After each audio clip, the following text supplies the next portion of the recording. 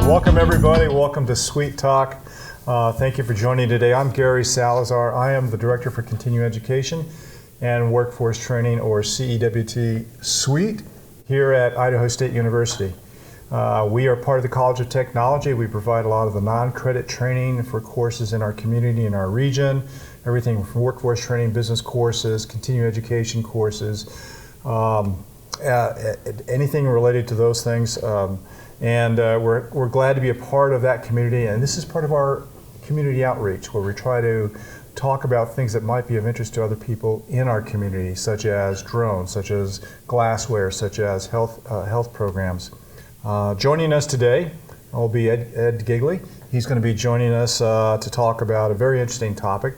He's formerly taught for previously taught for CEWT and for STEC. That's the Energy Systems Technology and Education Center, so he's an adjunct professor as well.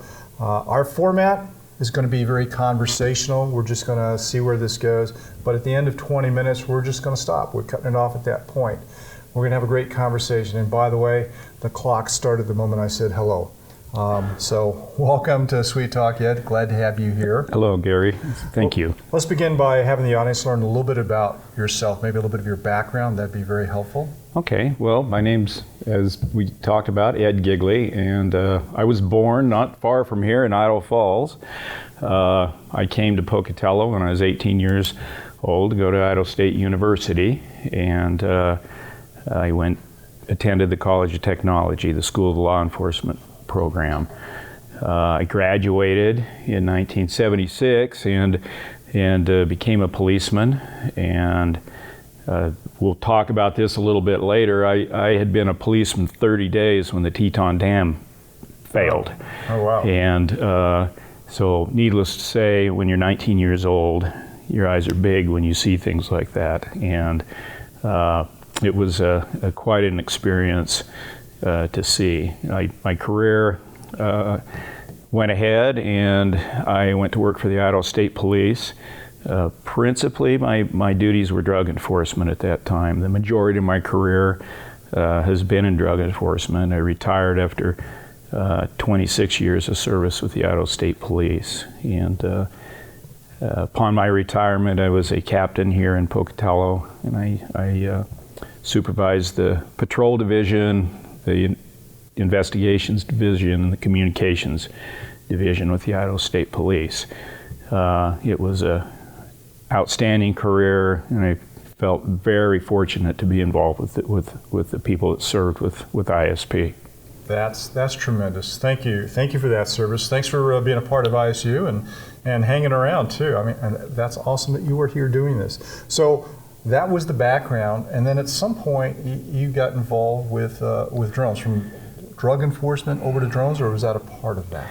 Well, no. I retired 11 years ago. Okay. And when I retired, I decided that I had a lot of time on my hands, and I wanted to pursue some interests that I didn't have the time to do when I was raising a family, involved in a career. And as a youth, I'd been involved in radio-controlled airplanes, model airplanes, and so I got back into that hobby. And I became involved in that, and I joined the Eastern Idaho Aero Modelers Club here in Pocatello, and that's about the time that drones became available to the hobbyist or recreational flyer. I became involved in that, and it was kind of a natural evolution from fixed wing radio control aircraft to, we're just going to call them drones. It was kind of a natural progression for me to get into what we call unmanned aerial systems. Okay, now this is a fascinating tack, and I admit that I don't know a lot about drones. I know a little bit about aircraft, and I've seen people flying remote control aircraft, RC. What is the difference between that and a drone, though? I think as far as a drone goes, that's kind of a generic term I think that we use today, but originally, historically, drones have been around for decades, dating back to World War II. They were used in gunnery practice with the Army Air Corps. As time, evolved, they then went to a radio-controlled system, and to the point where we are now, where we have drones with the Air Force that are, they're very active in our military. Doing reconnaissance. During reconnaissance Right. and warfare. Mm-hmm. I think it's important that we don't confuse now. Let's talk the hobbyist drone. Okay. I use the term drone, but the true word for that is, or the true term is, unmanned aerial systems. Okay. And what that is any time that you use a radio control to a system that you launch into the air and navigate it, that's defined by federal law and state law as an aircraft. So that we'll talk a little bit about that and how that plays into the national airspace and FAA regulations and Okay. rules and such. That's excellent. So there's a bigger story behind drones, or UAS, and you came and you started teaching that here at Idaho State University. How long ago was your first class? This would have been last fall semester. Mm-hmm. 3 years prior to me instructing at Idaho State University, after I did retire, I still maintain contact with the state police. I have a lot of friends. I have a lot of associates that still work there. And one of the things I also do with ISP now is I'm an intelligence analyst in what we call the Idaho Criminal Intelligence Center. So that keeps me in touch with the Idaho State Police. Well, I was told that ISP had purchased 6 drones, 6 unmanned aerial systems. And so I called the command, one of my friends that was involved in that, and was told, yes, we have them. And so I'm interested, what's the plan? How are you going to train your people? And at that point I was told, well, we really don't have, they're still in the warehouse. And at that point I said, well, let me help you get your program up and running.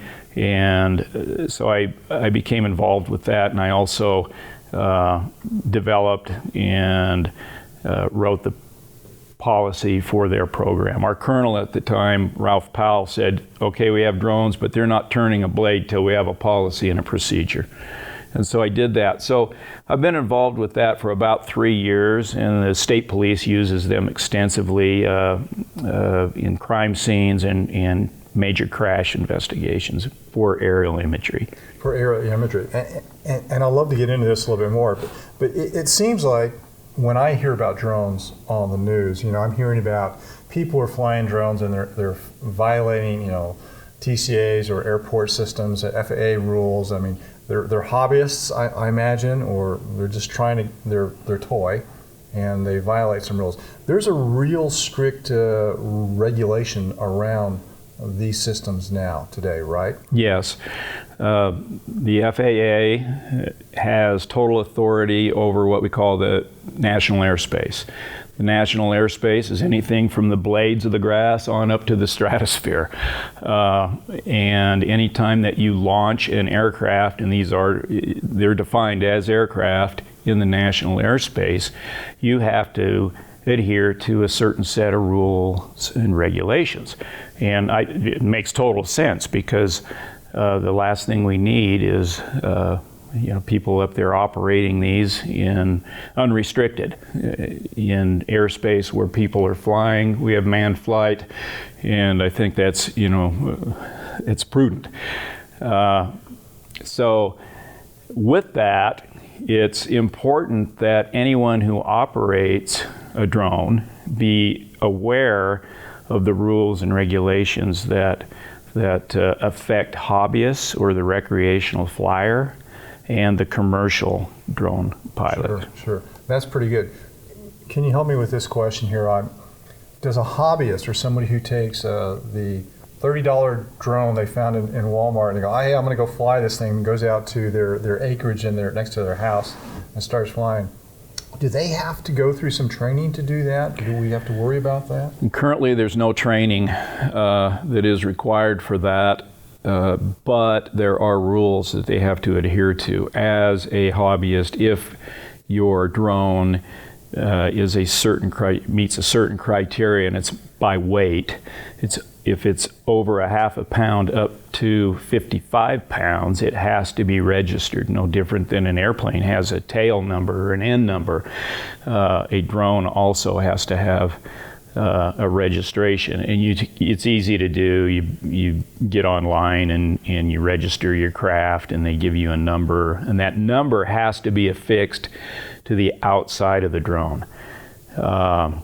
It used to be that it could be placed anywhere in the drone that could be accessible without using tools.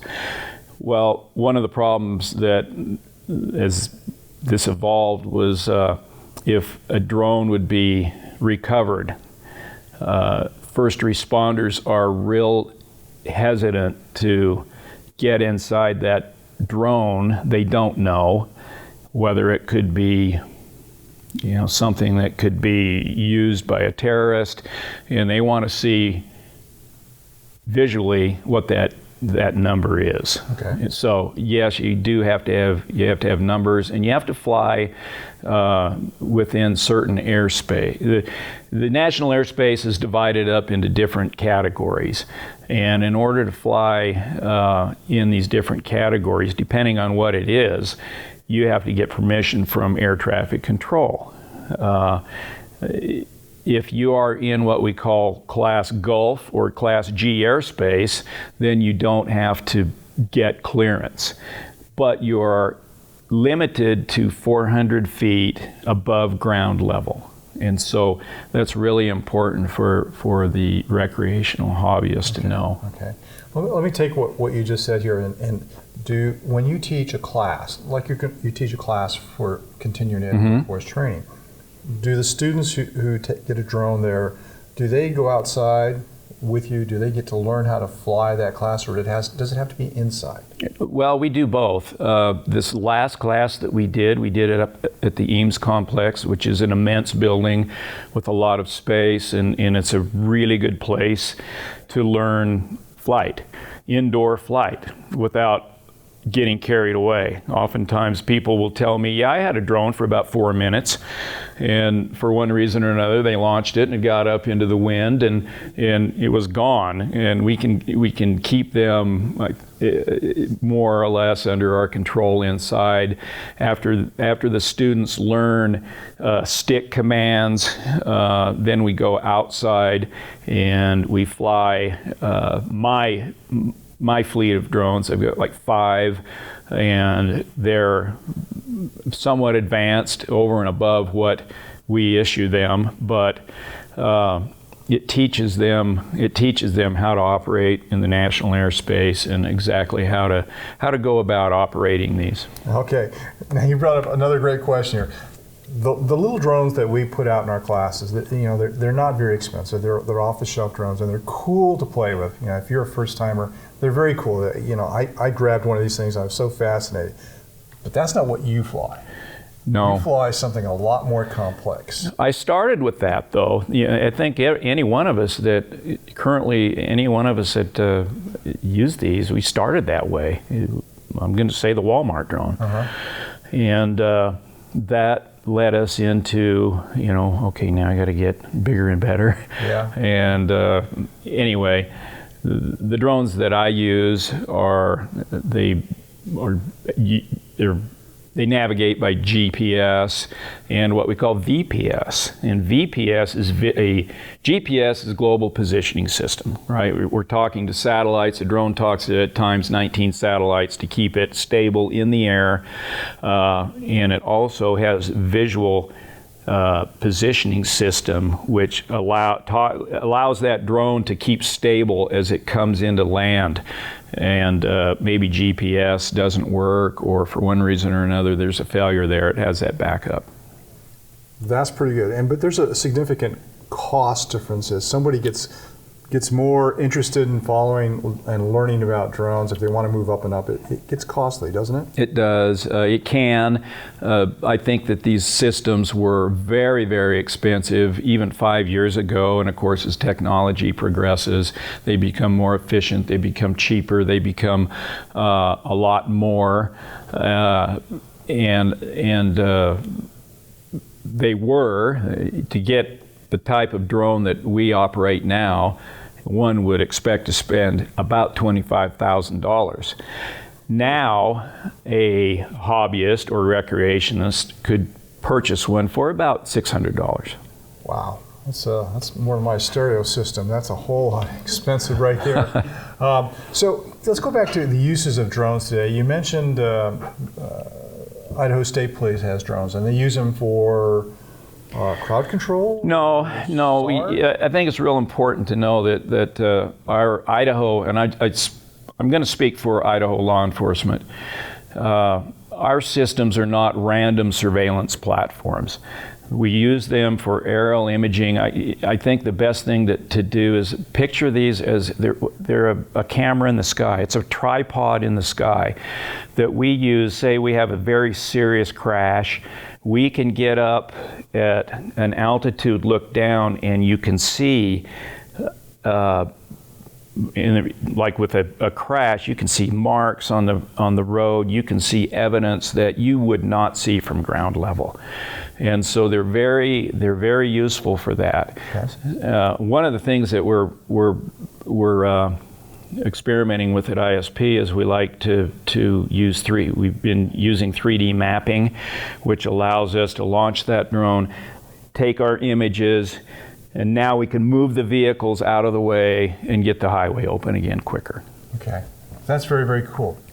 There was some talk at one meeting I was in about using drones to assist SAR efforts. Somebody who's lost in the mountain. I mean, there's stories about that here recently of climbers lost on mountains and they need rescue. So are you familiar with using drones in a SAR situation? Yes, very familiar. And I think that we're just realizing the potential of that in search and rescue, missions.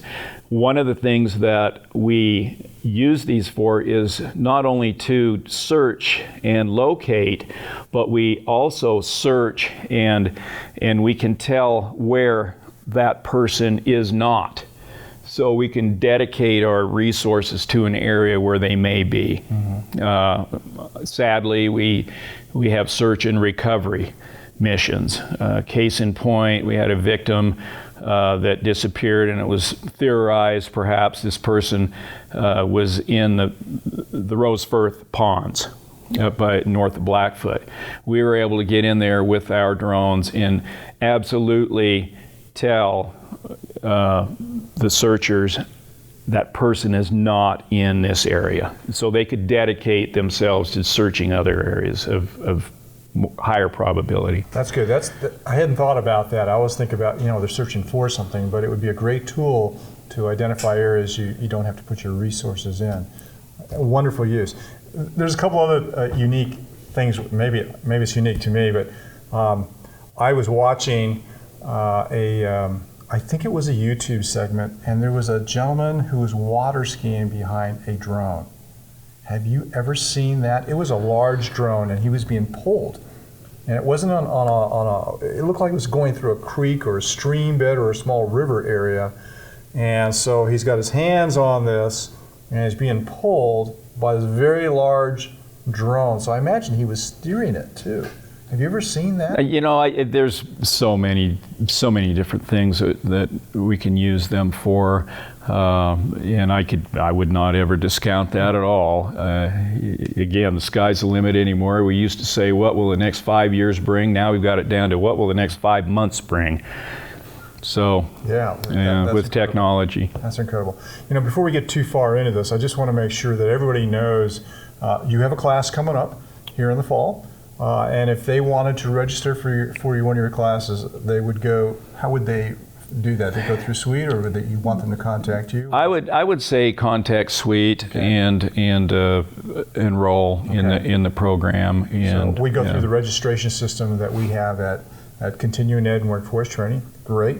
There was one more thing I want to ask you about on drones that was that I saw during the last Olympics. Oh, I'm sorry. You know, we're at the end of our time. I won't be able to chance to get that question, but you ought to look it up. It's fascinating. We are done. Let me go ahead and turn this off right now. We are finished with this portion of the podcast. I want to thank Ed for joining us today. Thank you. Talking about UAS and drones. It's a fascinating area. A lot of things happening. Thank you also for teaching our class. I know you're going to get a lot of interest from that. For anybody who didn't get a chance to hear the whole thing, come join his class, get some great insights on what this fascinating new field is. It's growing. He's got a lot of expertise in it. If you'd like to learn more about drones, check us out on cetrain.isu.edu. We're always open to more questions like that. If you'd like to ask us a question, let us know what you think. If you have a suggestion, let us know what you think. Thank you for joining us for CEWT Talk.